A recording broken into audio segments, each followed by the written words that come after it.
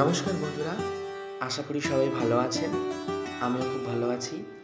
Tasty ট্রাভেলের নতুন একটি ভিডিওতে আপনাদের অনেক অনেক স্বাগত জানাই। আজকে 17 তারিখ, 17ই আগস্ট শনিবার। বাড়িতে মা মনসার পুজো। গতকাল রাত থেকে প্রায় বাড়িঘর তোর সব সেজে উঠেছে নতুন সাজে। তা সকালবেলা ঘুম থেকে উঠে স্নান সেরে আপনাদের সাথে ভিডিও শেয়ার করতে চলে এসেছি। দেখতে পাচ্ছেন বাড়ির সামনেটা গেটটা খুব সুন্দর করে ফুল দিয়ে সাজানো হয়েছে। চলুন এবার আপনাদের ভেতরে নিয়ে যাই। আমাদের বাড়িতে মাতৃ মূর্তি যে প্রতিষ্ঠিত আছেন সেই মূর্তি দর্শন করাই। এই যে এটা হচ্ছে আমাদের মায়ের মন্দির। গতকাল ফুল দিয়ে সাজানোর পর বেশ সুন্দর লাগছে দেখতে। এবার চলুন আপনাদের ভেতরে নিয়ে যাই, আসুন আমার সাথে।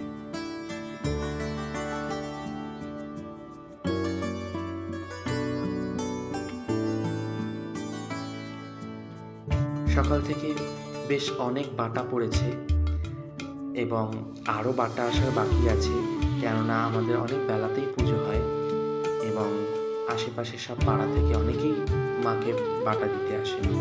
এই যে এটা হচ্ছে আমাদের মাতৃমূর্তি। আমার দাদুর আমল থেকে, দাদুর যে ঠাকুরদা ছিলেন তার আমল থেকে এই পুজো শুরু বাংলাদেশে, এবং বংশ পরম্পরা এখনো সেই পুজো চলে আসছে। আমাদের মাতৃমূর্তি হচ্ছে পটে।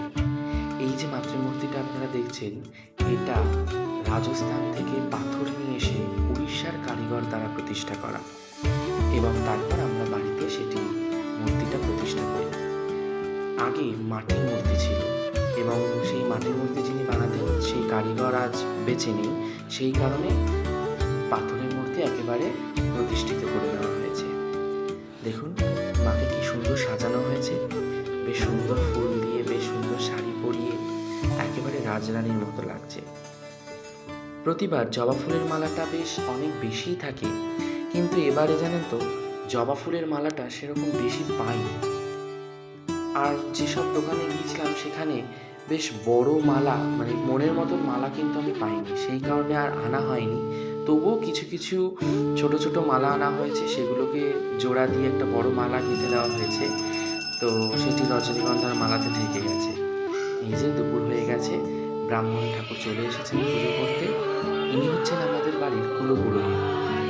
মায়ের পুজো আমি জ্ঞান স্তর থেকে দেখে আসছি, ইনিই পুজো করে আসছেন। এনাকে আমরা সবাই ঠাকুর দাদু বলি। ইনি আসেন, বেশ সুন্দর পুজো করেন। এখন বাটা পুজো চলছে, সবাই যে বাটা দিয়েছেন সেই বাটাগুলো নিবেদন করছেন নামপত্র করে এক এক করে।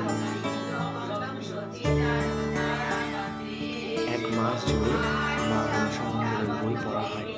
আষাঢ় মাসের সংক্রান্তিতে ঘর স্থাপন হয় এবং শ্রাবণ মাসের সংক্রান্তিতে মায়ের পুজো হয়ে সেই ঘর উদযাপন দেওয়া হয়। এই যে এখানে সবাই মনসা মঙ্গল বই পড়ছে। প্রায় এক মাস জুড়ে এই মনসা মঙ্গল বই পাঠ করা হয়। আজও তার অন্যথা হয়নি এবং আজকেই এই বই শেষ। এবার আজকের এই শেষ হওয়ার পর আবার একটা বছরের অপেক্ষা, সামনের বছর আবার আষাঢ় মাসে বই পড়া। এই যে এবার আরতির সময় চলে এলো। ব্রাহ্মণ মশাই পঞ্চক প্রদীপ দিয়ে আরতি করছেন।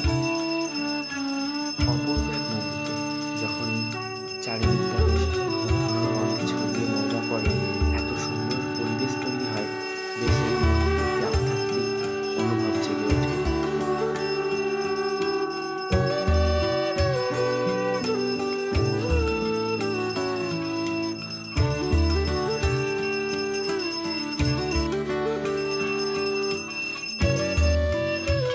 আরতি চলাকালীন পাশে মনসামঙ্গল বইও পাঠ করা হচ্ছিল, কিন্তু আপনাদের আর সেই ক্লিপটা দিতে পারলাম না। তার কারণ যদি কপিরাইট হয়, তবুও চেষ্টা করব যদি হালকা করে সেই সাউন্ডটি দিয়ে দেওয়া যায় অ্যাড করে, তখন দিয়ে দেবো। এই যে এরপর ব্রাহ্মণ মশাইকে ভোজ্যদান হয়ে গেল। এবার পুজোর সমাপ্তি। চলে এসেছি দুপুরবেলা খেতে। পুজো সেরে অঞ্জলি দিয়ে এখন চলে এসেছি খেতে।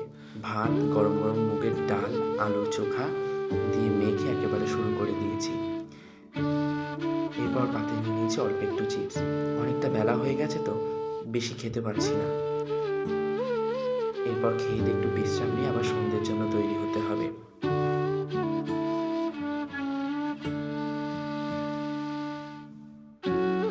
এরপর পাতে চলে এলো পটলের তরকারি। ঠাকুরবাড়ির অনুষ্ঠান বেশ খুব সুন্দরই হয় বলুন। রান্নাবান্না এত সুন্দর হয় তা বলে বোঝানোর মতো নয়। চলুন ব্লগটা এখানেই শেষ করছি। সন্ধ্যের ভিডিওতে দেখা হচ্ছে।